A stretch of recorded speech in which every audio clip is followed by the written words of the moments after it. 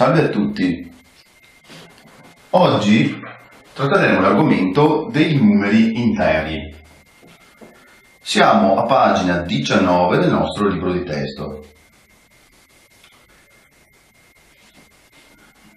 Si era detto nei precedenti video che i numeri naturali sono utili per due aspetti: per l'aspetto cardinale e per l'aspetto ordinale.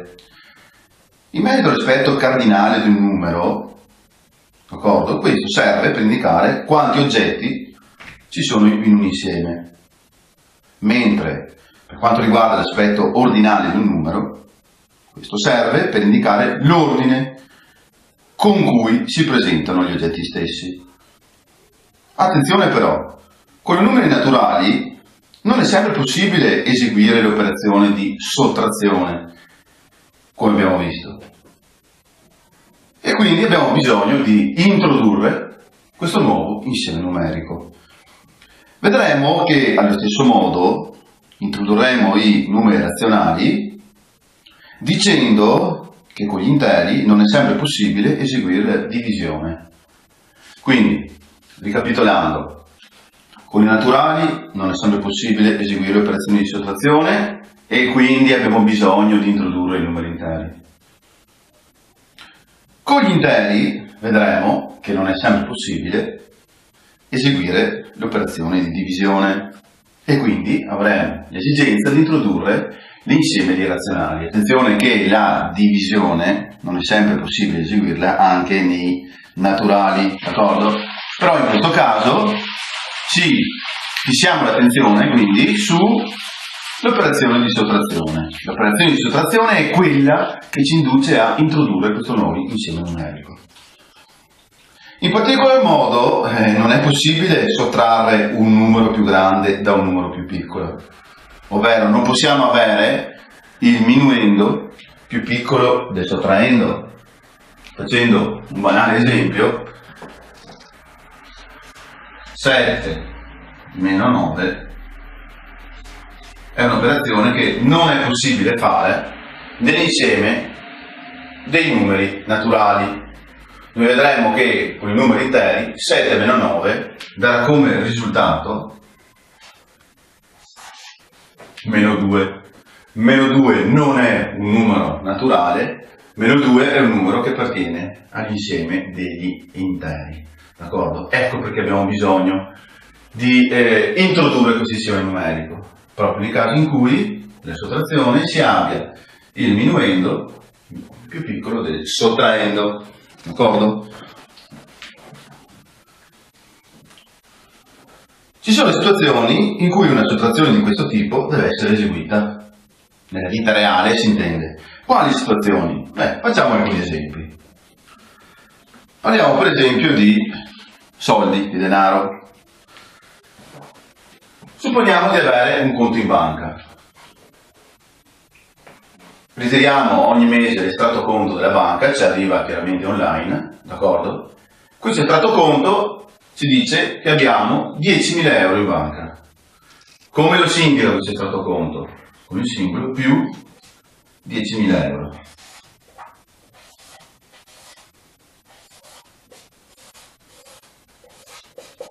Va bene? Supponiamo di comprare, di acquistare una macchina da 15.000 euro, d'accordo? Eseguiamo un bonifico quindi della banca al nostro negozio che ci ha venduto la macchina, al concessionario che ci ha venduto la macchina, va bene? 10.000 euro meno 15.000 euro, cosa fa? Debito di 5.000 euro. Ecco che dopo aver eseguito questo bonifico, il nostro estratto conto presenterà una situazione cosiddetta in rosso, va bene, in passivo di 5.000 euro. In questo primo caso noi siamo creditori nei confronti della banca, in questo secondo caso noi siamo debitori nei confronti della banca. Va bene? Questo è un primo banale esempio sull'utilizzo dei numeri interi.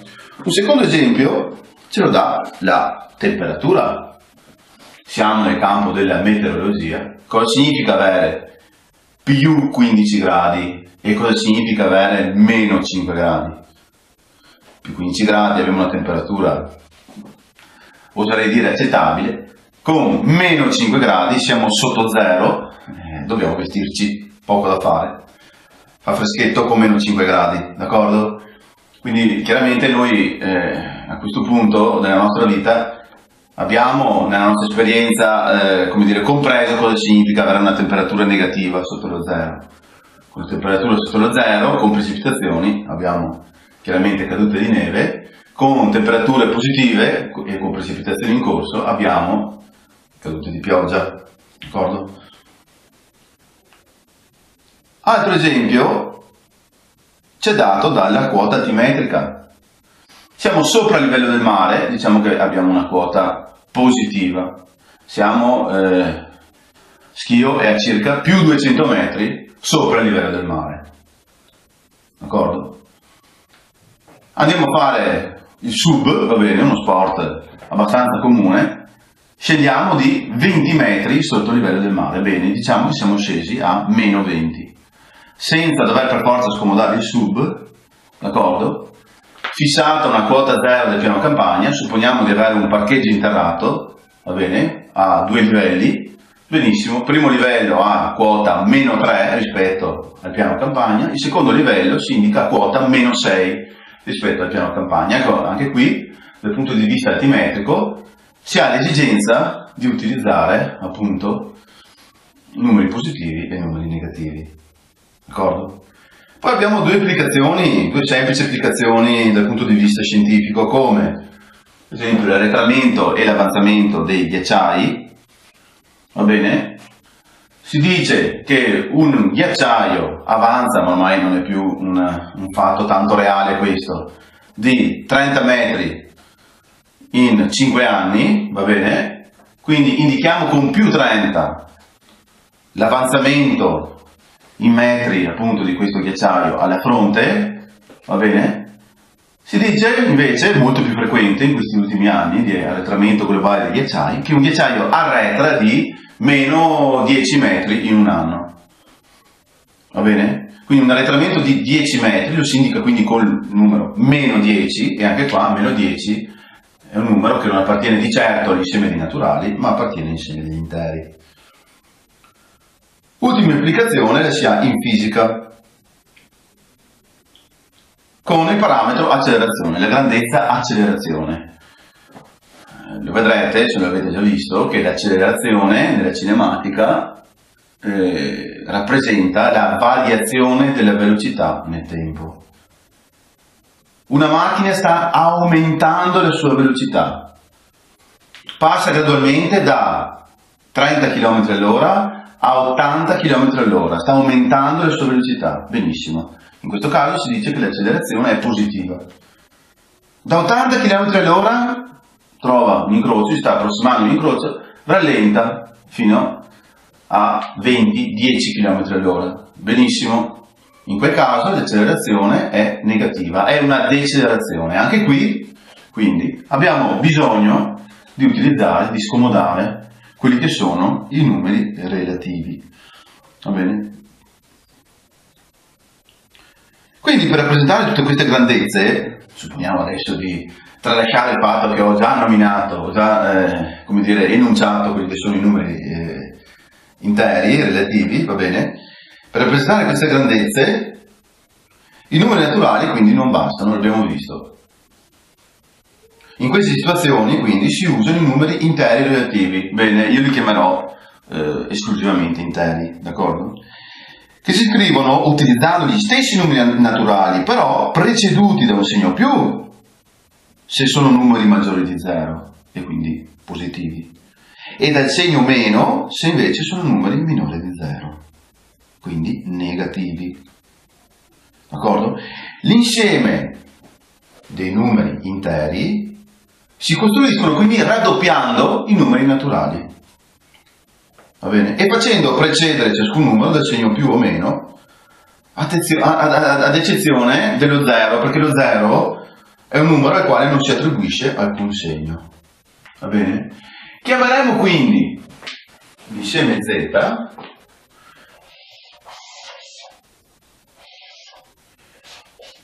L'insieme è costituito da quegli infiniti numeri interi, d'accordo? Col segno più e col segno meno.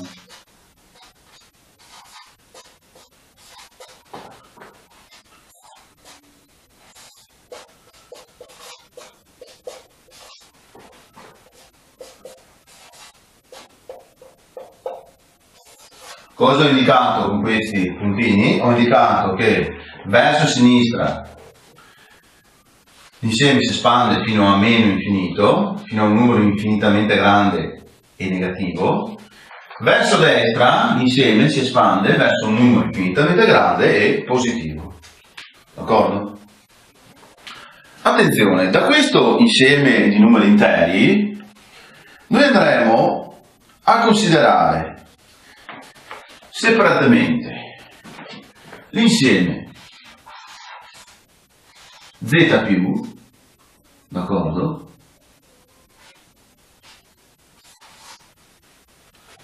Va bene? Formato da tutti gli elementi di x, tali che x appartengono all'insieme z, virgola, strettamente maggiore di 0. D'accordo? Mentre considereremo l'insieme z meno, formato da tutti gli elementi di x, tali che x appartengono all'insieme z, va bene, con x minore di 0. D'accordo?